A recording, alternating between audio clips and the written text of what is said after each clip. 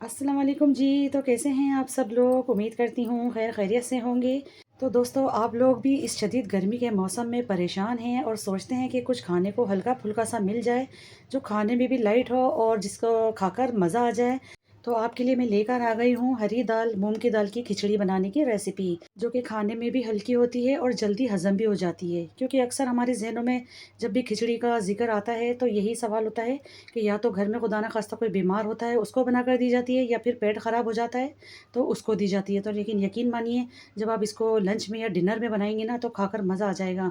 तो आपके लिए लेकर आ गई हूँ मैं मूंग की हरी दाल की खिचड़ी बनाने की रेसिपी। तो यहाँ पर देख सकते हैं मैंने लिए हैं यहाँ पर बनास्पति चावल तकरीबन 1 पाव, और एक आधा पाव से ज़्यादा मैंने यहाँ पर हरी दाल ली है, जो कि मूंग की छिलकों वाली दाल होती है।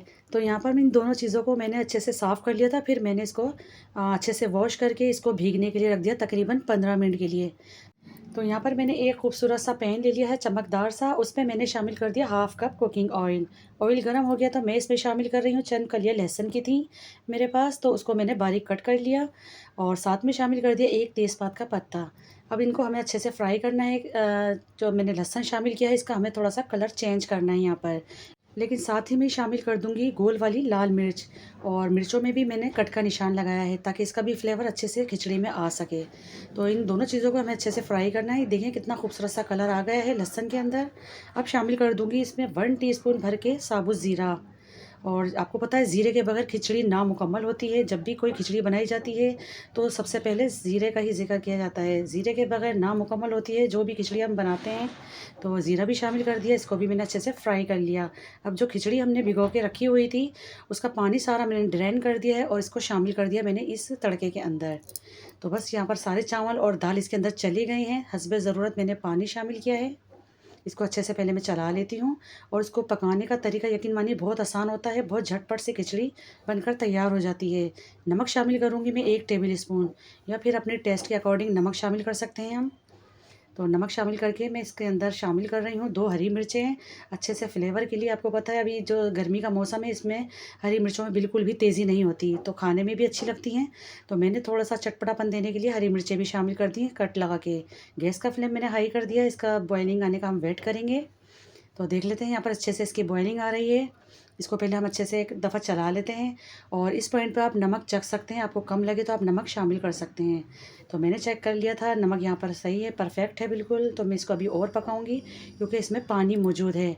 गैस का फ्लेम मैंने अभी हाई रखा हुआ है, इसको एक बार मैं फिर कवर करूँगी। तो चलिए अब देख लेते हैं, इसका पानी काफ़ी हद तक ड्राई हो चुका है और बबल्स बनना इसके ख़त्म हो चुके हैं। तो यहाँ पर देखिए इस पॉइंट पे आके हम इसको दम लगाएंगे। बहुत ज़बरदस्त पॉइंट है यहाँ पर दम लगाने का। तो बिल्कुल भी सारा चावलों का पानी जो है हमें ड्राई नहीं करना। अगर आप भी चाहते हैं आपकी नरम मुलायम और जायकेदार खिचड़ी बने तो इस पॉइंट पर आप इसको दम लगा दें। तो यहाँ पर मैंने इसको दम लगा दिया है तकरीबन 6 से 7 मिनट का।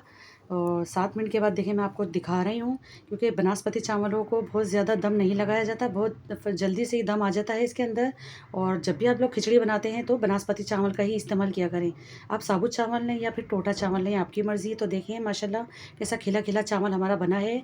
और आप लोग चेक कर सकते हैं कि दाल की जो क्वांटिटी मैंने ली थी वो बिल्कुल परफेक्ट है, क्योंकि ये जो हरी छिलकों वाली जो दाल होती है इसको बिल्कुल बराबर से नहीं डाला जाता, चावलों की मिकदार से थोड़ा कम रखा जाता है। 1 पाव चावल लिए थे मैंने, तो आधा पाव मैंने यहाँ पर दाल का इस्तेमाल किया है। तो मैं इसको देखें लवाजमत दिखा रही हूँ आपको। केरी का अचार और खिचड़ी हो तो क्या ही बात है, क्योंकि बहुत ज़बरदस्त, बहुत ही अच्छा इसका कॉम्बिनेशन बनता है। बहुत अच्छा जोड़ होता है अचार के साथ खिचड़ी का, या फिर आप तली हुई मिर्चों के साथ भी इसको सर्व कर सकते हैं।